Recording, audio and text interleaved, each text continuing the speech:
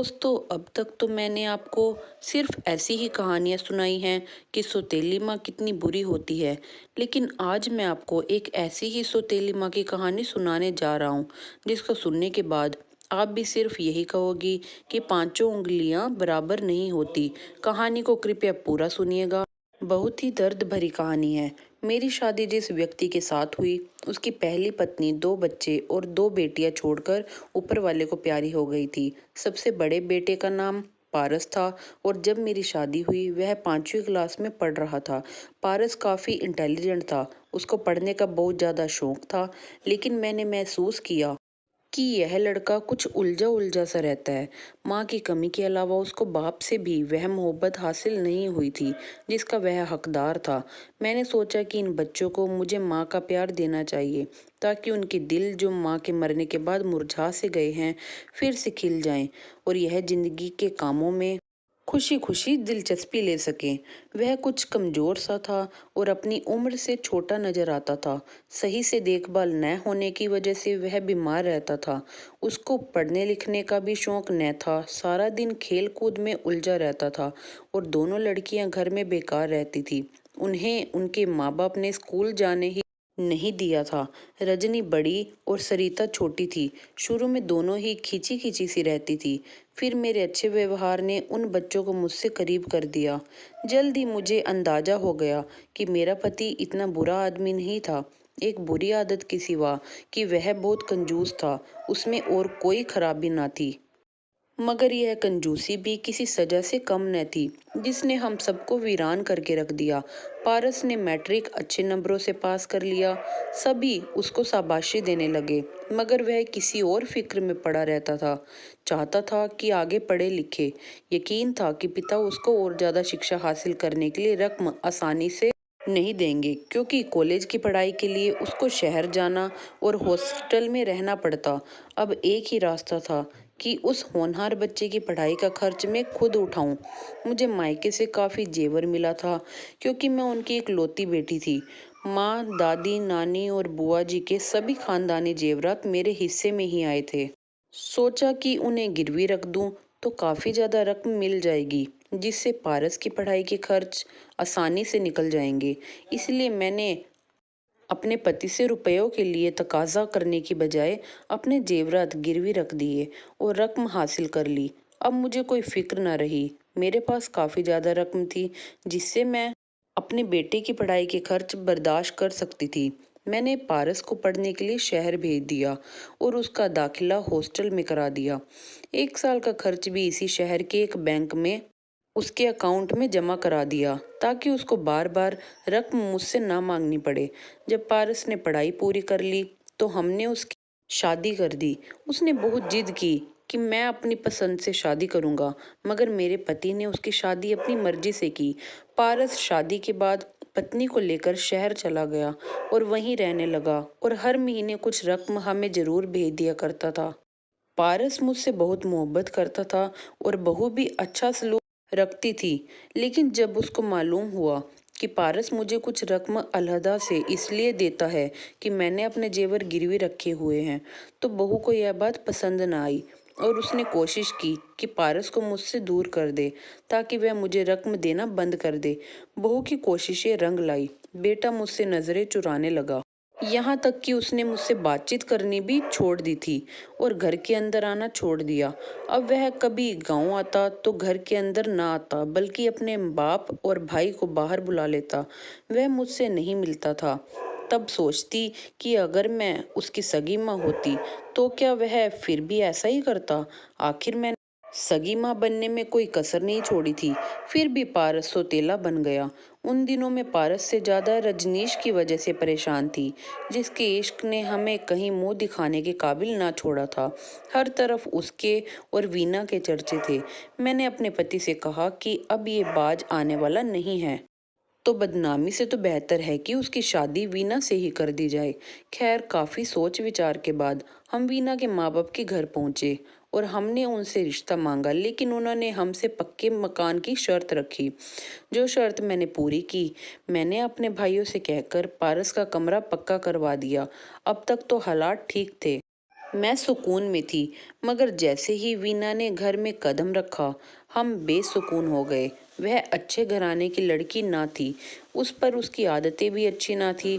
मेरी तो जान ही मुश्किल में आ गई थी। अब मैं खाना पकाकर उन दोनों को उनके कमरे में पहुंचाती थी, चाय भी ट्रे में सजाकर सुबह शाम पेश करती। बस उनका हर काम खुद एक सेवक की तरह अंजाम देती थी। यह सिलसिला 3 साल तक चला और उन 3 वर्षों में वीना 2 बच्चों की माँ बन गई, मगर एक दिन भी उसने धन्यवाद का एक शब्द ना कहा। अब वह मेरे 3 छोटे बच्चों से खार खाने लगी। वह उनका घर में होना गवारा नहीं करती थी, हालांकि सारा दिन पलंग पर बैठी रहती और मैं उसके सामने नौकरानी की तरह काम करती। उसके अलावा मैं घर और अपने बच्चों को भी संभालती थी। मेरे पति भी यह सब अपनी आंखों से देखते और हैरान होते थे। आखिरकार उनसे रहा न गया। एक दिन उन्होंने पारस से कह दिया कि बहू का फर्ज है सास की सेवा करे, ना कि सास बहू की सेवा करे। बस फिर क्या था, घर में भूचाल सा आ गया। यह बात सुनकर वीना ही नहीं, हमारा बेटा भी खफा हो गया और उसकी पत्नी की मैं दुश्मन बन गई। उसने यह भी ना सोचा कि मैं उसकी माँ जैसी हूँ और कितने साल उसकी सेवा करती रही हूँ। वीना के खानदान में किसी घर में सुकून ना था। उनकी औरतें यूं ही किसी न किसी को दोस्त बनाकर शादी कर लेती थी और ससुराल से अलहदा हो जाती थी। वीना मौके की तलाश में थी कि किसी तरह वह मुझे दूसरों की नज़रों में गिरा दे। खैर, उसकी यह उम्मीद भी भर आई। हुआ यह कि उसके जुड़वा बच्चे बीमार हो गए और हमें उनको अस्पताल में दाखिल कराना पड़ा। वह शहर के अस्पताल में थी। अगर घर से कोई चीज मंगवानी होती तो वीना अपनी भाभी शोभा को भेज देती थी। वह उनके कमरे की सफा सफाई भी करती थी। मुझे नहीं मालूम था कि वीना के कमरे में उसकी कुछ नकदी और जेवर रखे हुए हैं। शोभा सफाई करने आई तो उन चीजों पर भी झाड़ू फेर गई। उसके पास चाबी थी जो जेवर और नकदी चुराने के बाद उसने कहीं गुम कर दी थी।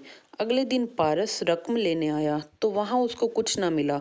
तभी वह मेरे पास आया, कहने लगा, मम्मी ना तो रकम है और ना ही जेवर। मुझे रकम चाहिए क्योंकि बच्चों की दवाई लेनी है। मैंने उसको तसल्ली दी और कुछ रकम भी दी कि फिलहाल दवाई ले जाओ।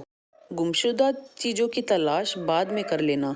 मेडिकल स्टोर से दवाइयाँ लेकर जब पारस अस्पताल पहुंचा तो शोभा भी वहीं मौजूद थी। पारस ने अपनी पत्नी को बताया कि अलमारी में ना तो रकम है और ना ही जेवरात। उस पर शोभा ने कहा, यह तुम्हारी सौतेली माँ का काम है।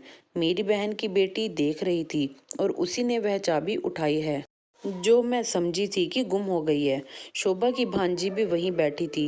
पारस ने उस लड़की से पूछा जिसकी उम्र 6 से 7 वर्ष थी।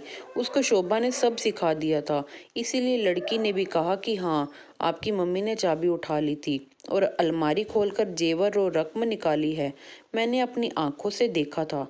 पारस ने उस बच्ची की बात मान ली। उस पर वीना ने कहा, तुम्हारी सौतेली माँ की मेरे बच्चों से इसलिए दुश्मनी है कि अब जमीन जायदाद के और भी वारिस जो पैदा हो गए हैं, लेकिन ऐसे मौके पर इसे रकम नहीं उठानी चाहिए थी, जबकि हमारे बच्चे सख्त बीमार हैं और अस्पताल में इलाज के लिए भर्ती हैं।